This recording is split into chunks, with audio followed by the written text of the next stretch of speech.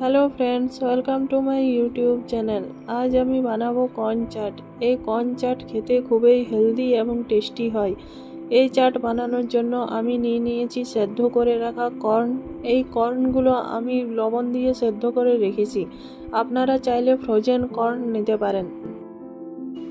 আর লাগবে শসা কুচি, পেঁয়াজ কুচি, লঙ্কা কুচি এবং টমেটো কুচি আর লেবু। এই সব কেটে রাখা সবজিগুলো আমি সব কর্নের মধ্যে দিয়ে দেব। এবার লাগবে বিট লবণ, চাট মশলা এবং লঙ্কা গুঁড়ো। সব মশলাগুলো একসাথে দিয়ে ভালো করে মিশিয়ে নেব। ভালো করে মেশানো হয়ে গেছে। এবার দিয়ে দেব কেটে রাখা ধনেপাতা।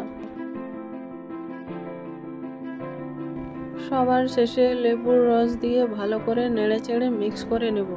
তো দেখুন, তৈরি হয়ে গেল আমার কর্ন চাট।